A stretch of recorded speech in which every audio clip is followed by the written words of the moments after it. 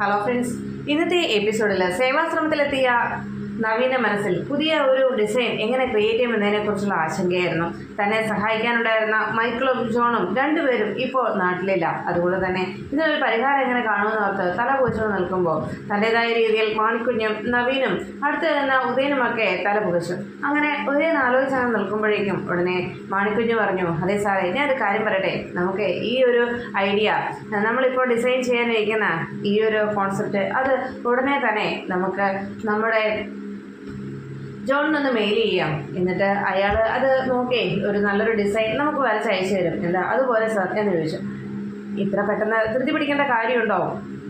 നമ്മൾ ഫ്രീ ആയി ചെയ്തു കൊടുക്കുന്ന കെട്ടിടമല്ലേ ഇത് എന്ന് ചോദിച്ചപ്പോൾ അത് കേട്ടെന്ന ഉദയനും പറഞ്ഞു, അത് ശരി തന്നെയാ മോനെ, നമ്മളിത്ര ബന്ധപ്പെട്ട് ഇത്ര ധൃതി പിടിച്ച് ഒരു ഡിസൈൻ നമ്മളിപ്പോൾ ക്രിയേറ്റ് ചെയ്യേണ്ട ആവശ്യമുണ്ടോ എന്ന് ചോദിച്ചപ്പോൾ ഇതെല്ലാം കേട്ട് തന്ന നവീൻ പറഞ്ഞു, എന്തായാലും മാണിക്കുഞ്ഞെ, താൻ പറഞ്ഞൊക്കെ ശരി തന്നെ, സമ്മതിച്ചു. നമ്മളിത്ര പ്രയാസപ്പെട്ട് പെട്ടെന്ന് തന്നെ ഒരെണ്ണം തട്ടിക്കൂട്ടേണ്ട ആവശ്യകതയില്ല. പക്ഷേ ഒന്ന് താൻ മനസ്സിലാക്കണം, നമ്മൾ അങ്ങനെ പെട്ടെന്ന് ഇത് ക്രിയേറ്റ് ചെയ്യാൻ ശ്രമിച്ചില്ല എന്നുണ്ടെങ്കിൽ അത് നമ്മുടെ ക്രെഡിബിലിറ്റിയെ തന്നെ ബാധിക്കുന്ന കാര്യവും നമ്മുടെ കമ്പനിയുടെ ക്രെഡിബിലിറ്റിയാണ് ഇതുകൊണ്ട് ഇത് ബാധിക്കുന്നത്. അതുകൊണ്ടാണ് ഞാൻ പറഞ്ഞത് എത്രയും വേഗം ഇത് ക്രിയേറ്റ് ചെയ്തേ പറ്റൂ എന്ന്. അതുകൊണ്ട് എത്രയും പെട്ടെന്ന് തന്നെ ഒരു ഡിസൈൻ ഉണ്ടാക്കിയേ തീരൂ. താൻ എന്തായാലും വേഗം ഒന്ന് ആലോചിച്ചിട്ട് കണ്ടെത്താൻ പറ്റുന്ന ഒരു നല്ലൊരു ഡിസൈൻ പെട്ടെന്ന് തന്നെ അങ്ങനെ ഒരു ഡിസൈൻ കണ്ടെത്തണമെന്ന് പറയുമ്പോഴേക്കും ഇതെല്ലാം കേട്ടു നിൽക്കുന്ന മാണിക്കുഞ്ഞ് പറഞ്ഞു, സാറങ്ങനെ നിർബന്ധത്തോടെയാണെങ്കിൽ പിന്നെ എന്ത് ചെയ്യാൻ പറ്റും, നമുക്ക് നോക്കാം സാർ എന്ന് പറഞ്ഞ് രണ്ടുപേരും തല പുകഞ്ഞ് അങ്ങനെ ആലോചിച്ചു. ഉദയനപ്പോഴേക്കും പറഞ്ഞു, അല്ല മോനെ, ഇതിപ്പോൾ നിർബന്ധമുണ്ടോ എന്ന് ചോദിച്ചപ്പോൾ അതെ, എന്തായാലും ഇതെല്ലാം കണ്ടു കേട്ട് പഠിക്കാനായിട്ട് വന്നതെന്നല്ലേ അമ്മാവൻ പറഞ്ഞത്. അമ്മാവൻ്റെതായ രീതിയിലും കൂടി ഒന്ന് ആലോചിച്ചെടുക്ക്, എന്തെങ്കിലും ഒരു പോംവഴി കണ്ടെത്താൻ പറ്റുമല്ലോ എന്ന് നവീൻ അങ്ങനെ പറയുന്നു. അങ്ങനെ അവർ മൂന്നുപേരും തല പുകച്ചുകൊണ്ട് നിൽക്കുമ്പോഴാണ് സേവാശ്രമത്തിലേക്ക് ഒരു കാർ വന്നത്. കാറിൽ നിന്നിറങ്ങിയ ഗാഥ വളരെ സന്തോഷത്തോടെ അവിടുത്തെ ആശ്രമത്തിലെ അമ്മയുടെ അരികിലേക്ക് ഗാഥയെത്തി. ഗാഥയെ കണ്ടതും മോള് എവിടുന്നാ എന്ന് ചോദിച്ചപ്പോൾ അതെ, ഞാൻ അമ്മ പറഞ്ഞിട്ട് സിത്താര പറഞ്ഞിട്ട് വന്നതാണ്, ഞാൻ സിത്താരയുടെ മകളാണ് ഗാഥ എന്നറിയിച്ചു. ഓ, മോളാണോ?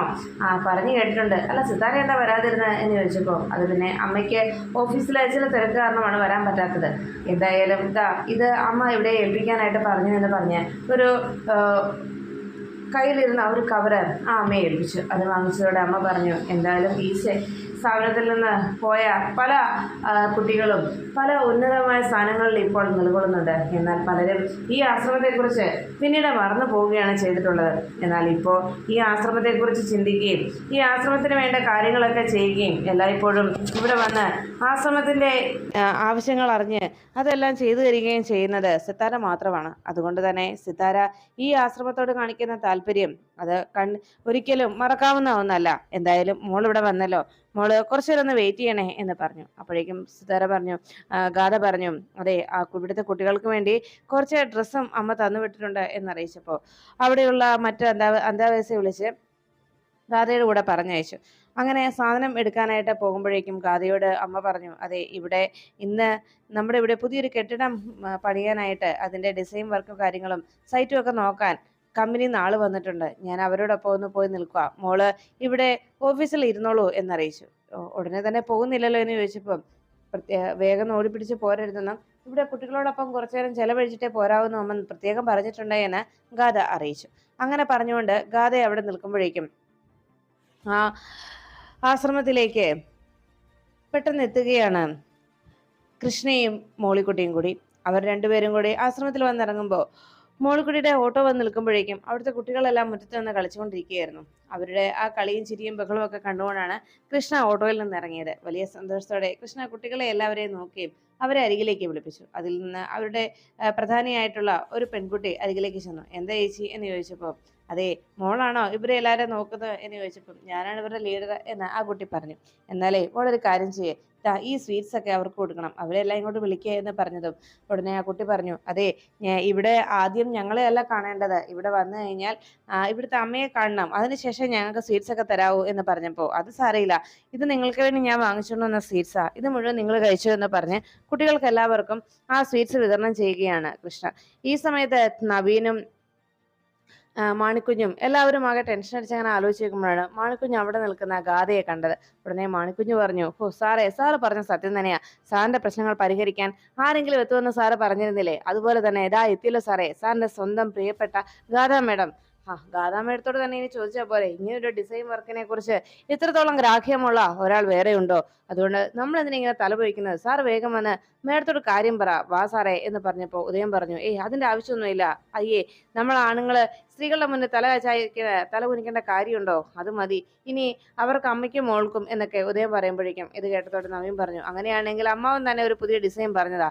അത് കേട്ടതോടെ ഉദയം പറഞ്ഞു, എന്നാ ശരി, വാ നമുക്ക് പോകാം, അങ്ങോട്ട് തന്നെ പോയി ചോദിക്കാം, അല്ലാതെ വേറെ രക്ഷയില്ല എന്ന് പറഞ്ഞ് അവർ മൂന്നുപേരും ഗാഥയ്ക്കരികിലേക്ക് ചെന്നു.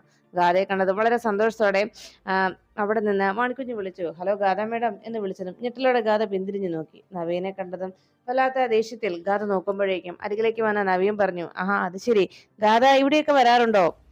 അപ്പോഴേക്കും ഗാഥ പറഞ്ഞു, ഇവിടെ അമ്മ ചില ദിവസങ്ങളിൽ ചില സമയത്തൊക്കെ ഇവിടെ അമ്മ സഹായങ്ങൾ ചെയ്യാറുണ്ട്, അതിനുവേണ്ടി അമ്മ എന്നെ പറഞ്ഞയച്ചതാണ് എന്ന് ഗാഥ പറഞ്ഞു. എല്ലാം കേട്ട് കഴിഞ്ഞതും നവീൻ പറഞ്ഞു, എന്തായാലും കൃത്യസമയത്താണ് ഗാഥയെ കണ്ടത്. ഉടനെ മാണിക്കുഞ്ഞ് ചോദിച്ചു, അതേ ഗാഥാ മേഡം, ഗാഥാ മേഡത്തെ കൃത്യസമയത്ത് ഞങ്ങൾ കണ്ടത്. ഗാഥാ മേഡം ദാ ഇത് കണ്ടോ, ഈ സാറ് പറയുന്ന ആ കോൺസെപ്റ്റ് അതങ്ങ് പറഞ്ഞു കൊടുക്കും സാറേ, എന്തൊക്കെയാ ഐഡിയാസ് എന്ന്. അതിനനുസരിച്ച് ഗാഥ മേഡം നല്ലൊരു ഡിസൈൻ ചെയ്തു തരും. ഗാഥ മേഡത്തിന് അറിയാതിരിക്കില്ലല്ലോ ഇക്കാര്യങ്ങളൊക്കെ എന്ന് പറഞ്ഞങ്ങനെ നിൽക്കുമ്പോഴേക്കും ഗാഥയാകെ ഞെട്ടലോടെ നോക്കി. അപ്പോഴാണ് അവിടുത്തെ അമ്മ അവിടേക്ക് എത്തിയത്. അമ്മ വന്നിട്ട് പറഞ്ഞു, അയ്യോ ഇതേ സിത്താരയുടെ മകളാണ്. സിത്താര എന്ന് പറഞ്ഞാൽ നമ്മുടെ ഈ ആശ്രമവുമായി വളരെ അടുത്ത ബന്ധമുള്ള ആളാണ്.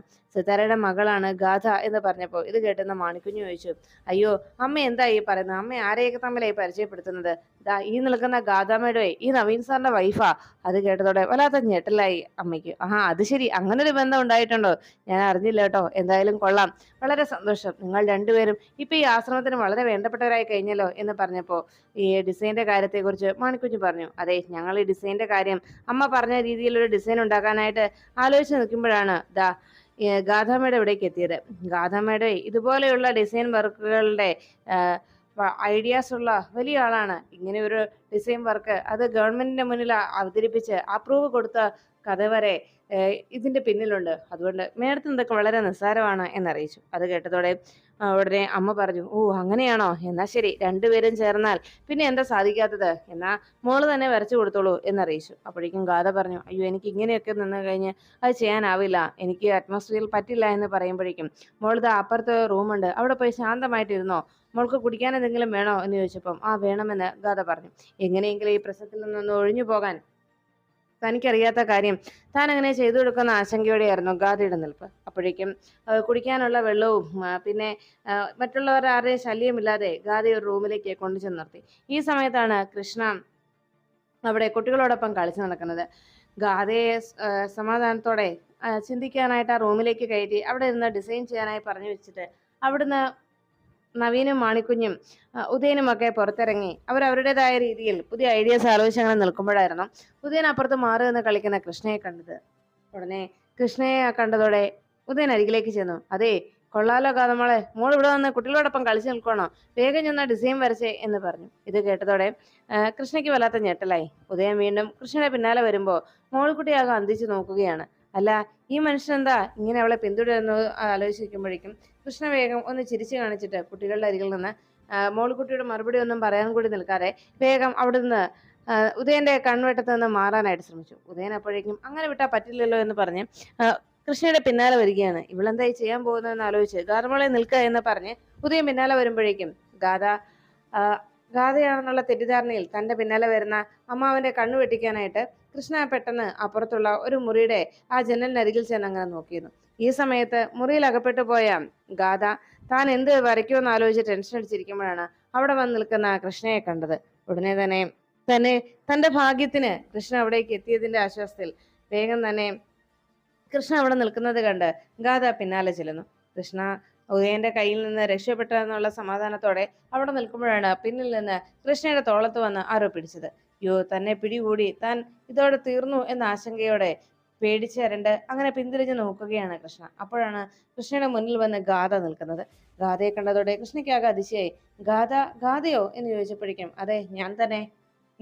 ഞാൻ പോകുന്നിടത്തും നവീൻ വരുന്നിടത്തും ഒക്കെ കൃത്യമായിട്ട് വന്നുകൊണ്ടിരിക്കുകയാണല്ലോ. എന്തായാലും കൃത്യസമയത്ത് നീ വന്നു നന്നായി. ഒരു കാര്യം ചെയ്യും, എന്നോട് ഒരു ഡിസൈൻ ചെയ്തു കൊടുക്കാനായിട്ട് പറഞ്ഞിരിക്കുകയാണ് നവീനും മറ്റുമൊക്കെ. അതുകൊണ്ട് നീ കൃത്യമായിട്ട് അത് എഴുതി കൊടുക്കണം. അത്രയും നേരം അത് വരച്ചു കൊടുക്കണം. അത്രയും നേരം മാത്രം നിനക്ക് ഇവിടെ നിൽക്കാം. അത് കഴിഞ്ഞാൽ അത് വരച്ചു കൊടുത്തു കഴിഞ്ഞാൽ പിന്നെ നിന്റെ പൊടി പോലും ഇവിടെ കണ്ടുപോകരുതെന്ന് പറഞ്ഞു. ശരി, എന്തൊക്കെയാണ് ഐഡിയാസ് എന്ന് ചോദിച്ചപ്പോഴേക്കും അതൊക്കെ ആ മാണിക്കുഞ്ഞിനോട് നവീനോട് തന്നെ നീ തന്നെ ചെന്ന് ചോദിച്ചു എന്ന് പറഞ്ഞ് ഗാഥ അവിടെ നിന്ന് മാറുന്നു. ഉടനെ കൃഷ്ണ തന്നെ അതിന്റെ വർക്കുകളെ കുറിച്ചും എന്തൊക്കെയാണ് അവിടെ വേണ്ടതിനെ കുറിച്ചുള്ള ഡീറ്റെയിൽസ് അറിയുവാനായി നവീന്റെ അരികിലേക്ക് ചെല്ലുന്നു. നവീൻ എന്നുള്ള കൃഷ്ണയുടെ ആ വിളി കേട്ടപ്പോൾ തന്നെ നവീന്റെ മനസ്സൊന്ന് കുളിർത്തു. നവീൻ അരികിലേക്ക് ചെന്നതും എന്താ ഗാഥ, താൻ വരച്ചോ എന്ന് ചോദിച്ചു. അപ്പോഴേക്കും കൃഷ്ണ കുറെ നേരം നവീന്റെ കണ്ണിലേക്ക് തന്നെ നോക്കി. രണ്ടുപേരും അങ്ങനെ പരസ്പരം കണ്ണിൽ തണ്ണി നോക്കി നിൽക്കുമ്പോൾ അടുത്ത് നിന്ന് മാണിക്കുഞ്ഞ് പറഞ്ഞു, അതെ സാറേ, ഇങ്ങനെ കണ്ണിൽ നോക്കി നിൽക്കാനല്ല നമ്മൾ ഇങ്ങോട്ട് വന്നത് എന്ന് പറഞ്ഞതും നവീൻ വേഗം കൃഷ്ണയോട് പറഞ്ഞു, ഓ അതെ, നമ്മള് പുതിയതായിട്ട് വരയ്ക്കാൻ പോകുന്ന ഇവിടെ പണിയാൻ പോകുന്ന കെട്ടിടത്തിന്റെ ഒരു ഫോർമാറ്റാണ്, അതിന്റെ ഐഡിയാസ് ആണ് ഞാൻ പറയുന്നതെന്ന് പറഞ്ഞ് വിശദമായിട്ട് ഒന്നുകൂടി കൃഷ്ണയ്ക്ക് അക്കാര്യങ്ങൾ പറഞ്ഞു കൊടുക്കുന്നു നവീൻ. എല്ലാം കേട്ട് കഴിഞ്ഞതും കൃഷ്ണൻ പറഞ്ഞു, ഓ ഇത് ഇത്രയേ ഉള്ളോ, ഇതിന് ഞാൻ ഇപ്പൊ തന്നെ ഡിസൈൻ ചെയ്തു തരാം എന്ന് പറഞ്ഞ് വേഗം അതിന് വേണ്ട പ്ലാൻ വരച്ചു കൊടുക്കുകയാണ് കൃഷ്ണ. അങ്ങനെ ആ പ്ലാൻ നവീനെ കൊണ്ടുപോയി കാണിക്കുകയും നവീൻ ആ പ്ലാൻ കണ്ടതോടെ വലിയ സന്തോഷത്തോടെ കൊള്ളാലോ, ഇത് ഗംഭീരമായിട്ടുണ്ട്, ഞാൻ പ്രതീക്ഷിച്ചതിലും അപ്പുറമാണ് എന്ന് പറഞ്ഞ് ഗാഥയെ